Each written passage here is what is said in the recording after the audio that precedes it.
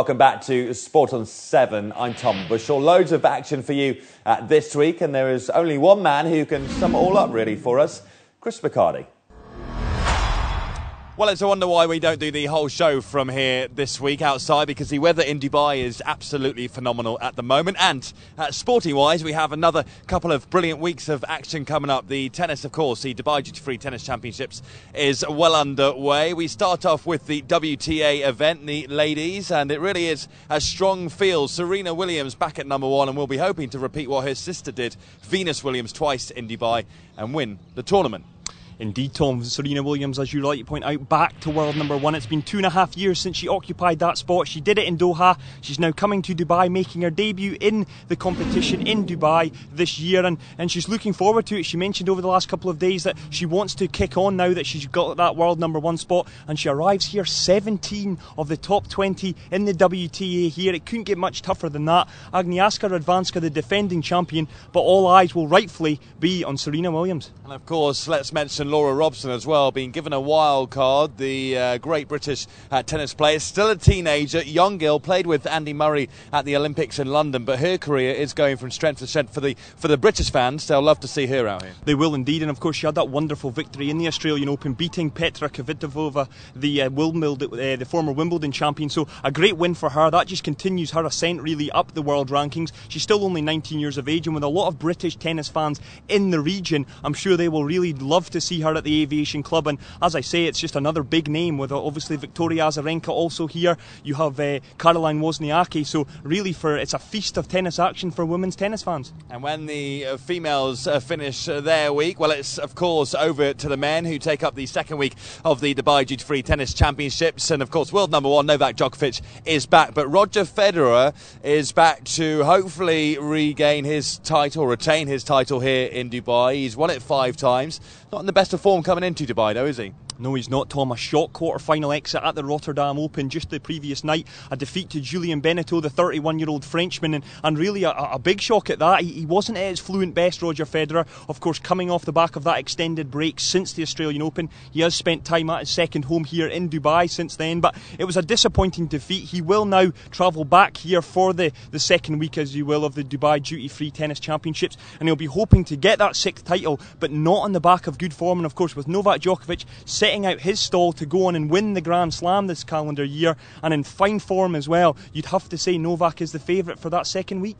Well, yes, you mentioned Novak Djokovic, and it's Andy Murray who knocked him out of Dubai last season in the semis. Andy Murray, the Scot, isn't here this time around, going straight to the States to concentrate on Indian Wells. You mentioned Roger Federer as well.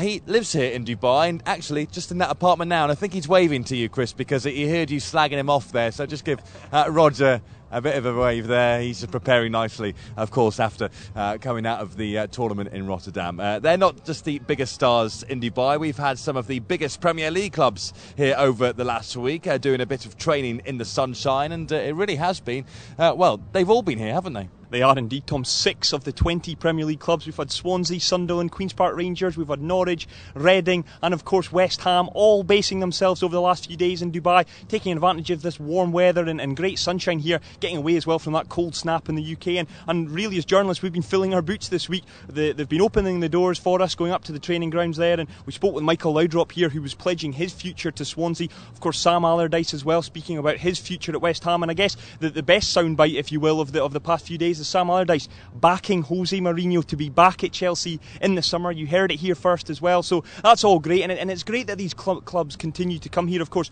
we had the German clubs here, the Hamburgs and Borussia Mönchengladbachs, back in January, so it just really continues what Dubai is as the number 1 destination for football clubs, because the facilities up at Dubai Sports City are wonderful, world-class facilities, and really these clubs looking to take advantage of that. Yeah, it's been great for football fans in the region. Of course, we spoke to Martin O'Neill, the Sunderland manager, earlier on, and Harry Redknapp, of course. He was talking about how Swen was here and how Harry himself would quite like to come out here after finishing up in the Premier League and possibly manage over this way. Well, one man who is leaving the region after a few years playing for a couple of clubs, Al Jazeera and Al Wasl, is Lucas Neal, and he's heading home to Sydney, isn't he? He is indeed, Tom. Lucas Neal just confirmed on Saturday morning that he has signed for the rest of of the season with Sydney FC. It's a return to his hometown club. As you rightly point out, 18 months he'd spent in the UAE with, as you rightly say, Jazeera and Wasl, and he was released. It was quite of a shock release. He had signed that 1-year deal with Wasl. It came to an end, just a 6-month spell. It ended in January, just a couple of weeks ago. He's now back in Australia, and of course looking ahead to that World Cup in 2014. He is of course Australia's skipper. He wants to be playing football, and he'll now do that alongside his international colleague Brett Emerton, and of course he's now teammate of Italian World Cup winner Alessandro Del Piero. Not a bad thing at all. Roger Federer's just waving again. Just give him another wave there. He's just practicing a bit of tennis on the balcony there. We'll let him get on with that. But also staying with football for the time being, very quickly, let's just mention the UAE. They're back where they deserve, within the top 100 nations in the world, and it really is quite a remarkable feat, and they'll be hoping to push on and on and on. They are indeed, Tom. As we've mentioned the UAE national team a number of occasions over the last few weeks. 12 matches unbeaten. Of course, they are Gulf Cup champions. They kicked off the qualifying for the 2015 Asian Cup with victory in Vietnam. It's a real progression from Mahdi Ali's men,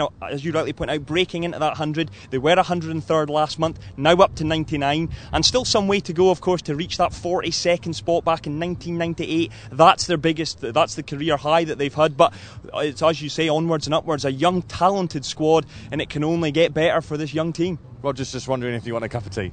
I would love one, thank you. Great, just two teas. Cheers, Roger. Sugar? Yes, please. Lovely, thanks, Roger.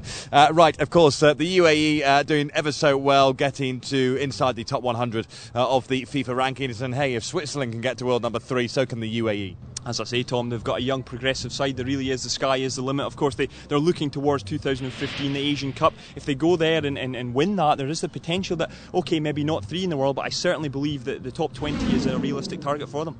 Right, lots to come over the next couple of weeks. Sport on 7 will be, of course, from the Dubai Duty Free Tennis Championships WTA event first week, and then the ATP event for the men in the second week. Will you be down there? I will indeed, Tom. Looking forward to it. As I say, Roger Federer, Novak Djokovic in town. 17 of the top 20 in women's. It doesn't get much better than that. And again, it's just another underlining what is a real hub for sport in Dubai. Can't wait for it. Thank you very much, Chris. Thanks, Chris. Now, Alberto Contador is the 2007 and 2009 Tour de France winner.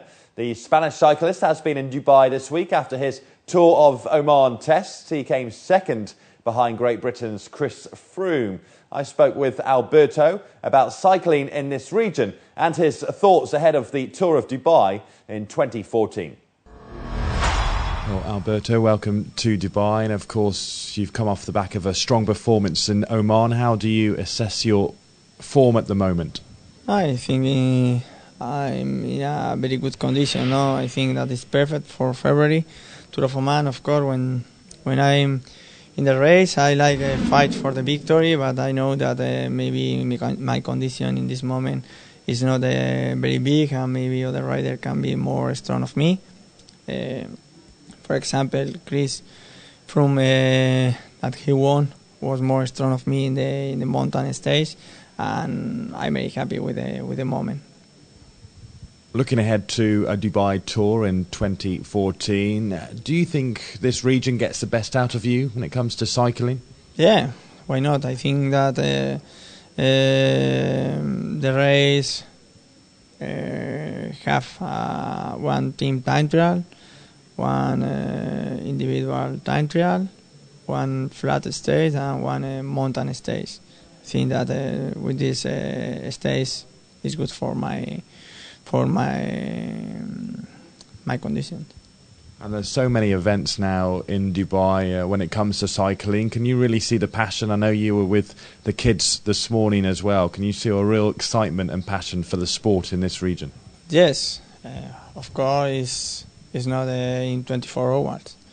You need to work in this day by day, month by month, and year by year.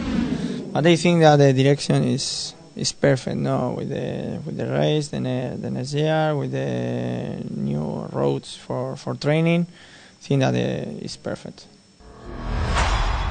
That's it for Sport on 7 this week. Premier League managers, top tennis players, speedy cyclists, and a Scottish journalist who needs a haircut. What more do you want? We'll be back next week where Sport on 7 will be entirely at the Dubai Duty-Free Tennis Championships, looking back on the WTA Women's Week and looking ahead to the, of course, Men's Week. Until then, I'm Tom Bushell. Goodbye.